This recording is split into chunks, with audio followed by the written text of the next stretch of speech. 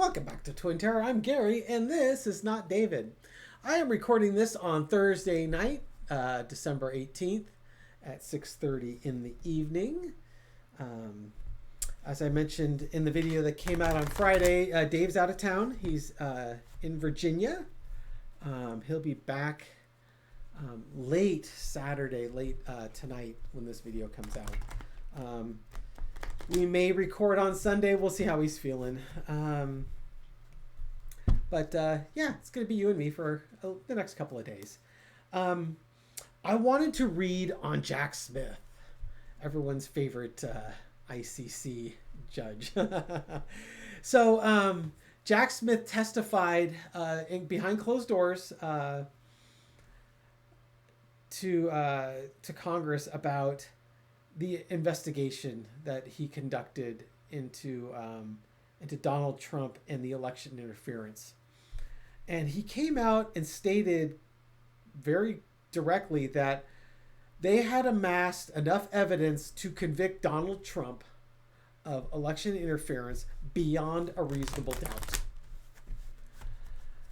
And that's a pretty bold statement. Now, you would expect a prosecutor to come back and say, yeah, well, obviously we had enough evidence to convict beyond a reasonable doubt. I mean, that's like a pro athlete saying, of course we're going to win the Super Bowl. I mean, they wouldn't be in the Super Bowl if they didn't think they could win it, right? He wouldn't have been a top prosecutor if he didn't think he could win a case. That said, Jack Smith was also damn methodical. And there was never any leaks of information. It was tight as a drum. This guy is real old school as far as prosecutors go. And he had a lot of credibility. And that, Trump has bravado. Jack Smith has credibility. He says he makes a bigger impression because he doesn't say a lot. Trump says everything and his credibility is for crap. Jack Smith is exact opposite. He doesn't say much, but his credibility is sky high because what he does say is truth. You cannot really challenge or find fault in what he actually releases. It's say more by saying less, I guess is what I'm trying to say there. Trump always overpromises and underdelivers. Jack Smith doesn't overpromise it, but he delivers everything he says he's going to deliver. So he said that he had enough evidence to convict. I want to take a look at what does the future look like for Jack Smith. Trump is scared crapless out of Jack Smith. He threatened the International Criminal Court with sanctions unless they agreed to not seek prosecution against Trump and Netanyahu, and there was a third party in that. Trump is really concerned about, I'm sure what it comes down to is the actions that went on in Gaza and the actions that are currently going on in Venezuela, that the International Criminal Court could try and convict Trump and his staff of war crimes. And I believe he is very concerned about that could actually happen. And let's just take a look. I won't opine on it. Let's just take a look at the cards and see what they say for entertainment purposes only. And before I forget, a happy birthday to Kevin Wagner, June's husband Kevin, who is having a birthday today on Saturday. So I gave you a day early birthday shout out, which was about 10 minutes ago my time, about 24 hours ago your time. So happy birthday, Kevin. June, I hope you're doing great. I hope you and your family are all having a great time and celebrating having Kevin take another spin around the sun with us. Okay, entertainment purposes only. How did Congress receive Jack Smith's testimony and the evidence presented? Ace of Wands. It was speak softly but carry a large stick. It's also, maybe it was a call to action. about what's been going on. I think what he said resonated with a lot of people. There's going to be a couple of folks out there like Jim Jordan who's not going to believe anything other than supporting Donald Trump. But I think for those that were slightly more open-minded in Congress, his messaging landed, and it landed square. They may have to do a little bit of corroboration, but I think the messaging landed square. The challenge is the heartbreak and the betrayal. You know, he said beyond a reasonable doubt he had evidence that Trump was committing election interference, and that goes against the foundations of this nation. You know, going against the Constitution, going against free and fair elections, and you need to take actions because this is treasonous. Or I guess this is a betrayal of the Constitution. Energy underneath it is strength. You know, the information that he presented was strong. Like I said, he isn't flashy and showy.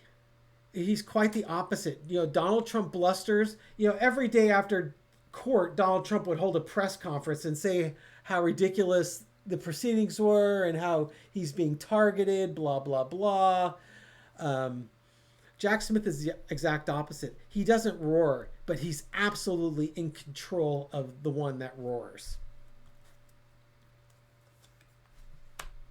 In the past, you've got the Two of Cups, the investigation of the agreements, what was going on, understanding how the sausage was made, if you will.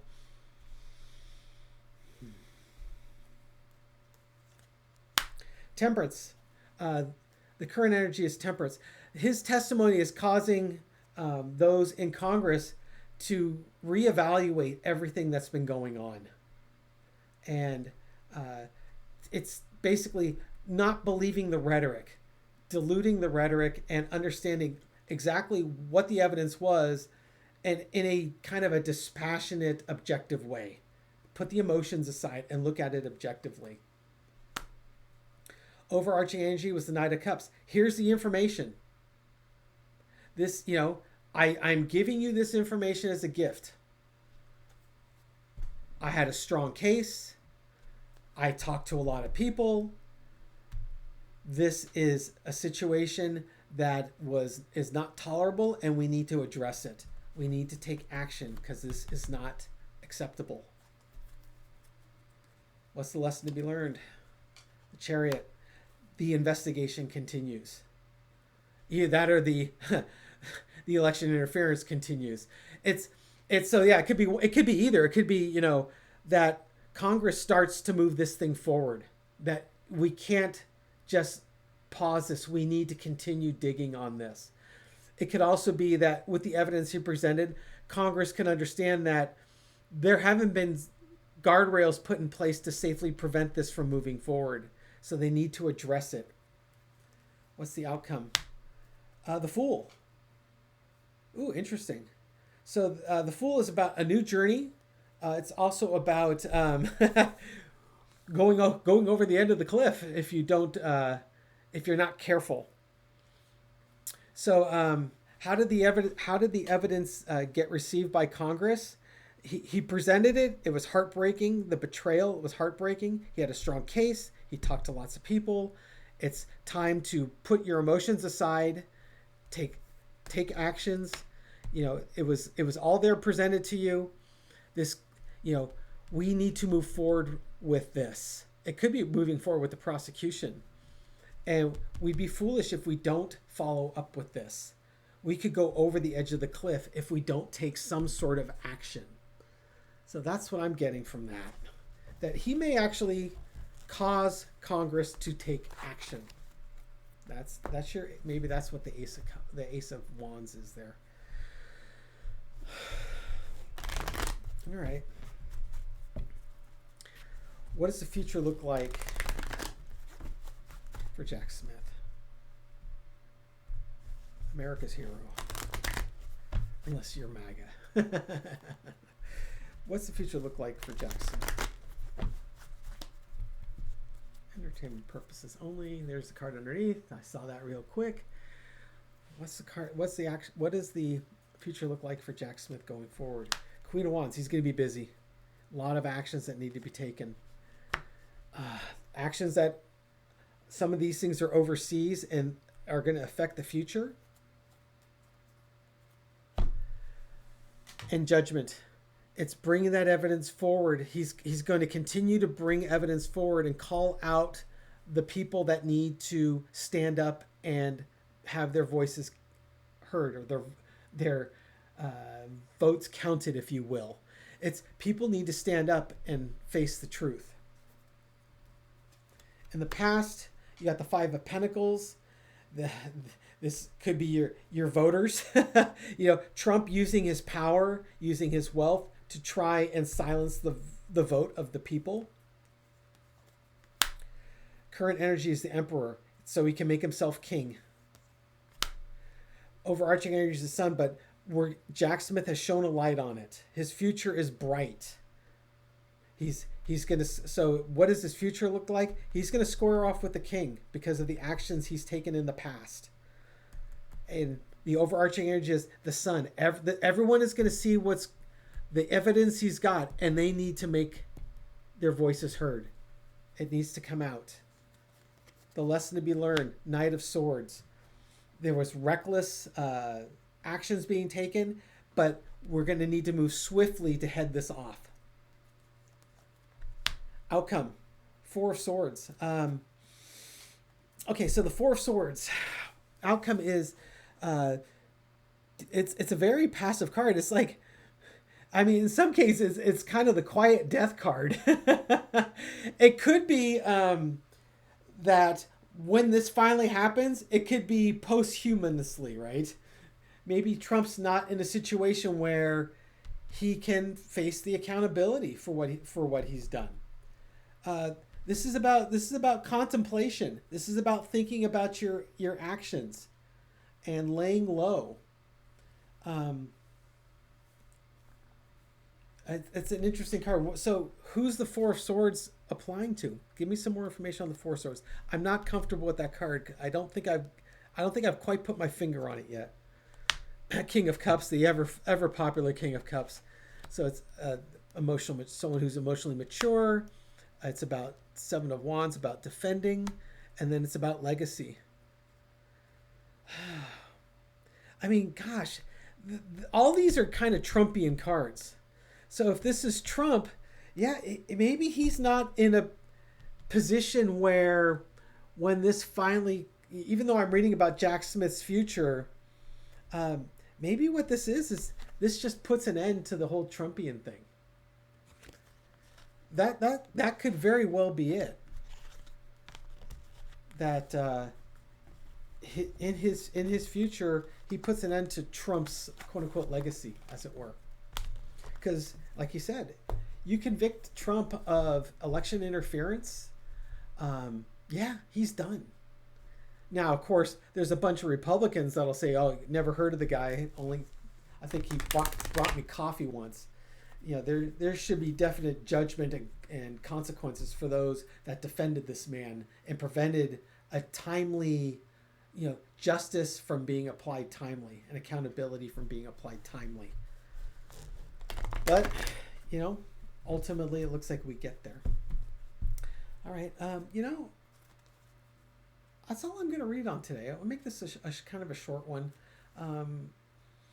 I don't really have anything else I want to read on at this point. So I just want to thank y'all. I hope you're all having a good Saturday. We're rapidly approaching Christmas here, so I know it's going to be a little tough, especially if you're a blue dot in a red family. Do the best you can. Exercise self-care. It's the holidays. It's about coming together. It's about forgiveness. It's about acceptance. So let's do our best to keep an open mind and just know that it's going to get better. I think we've already turned the corner. We're going to have a setback every now and again. It's not always going to be coming up roses for those of us that value harmony, for those of us that value our constitutional rights. We're going to have some setbacks. We're not through all of that yet, but understand we are through the worst of it.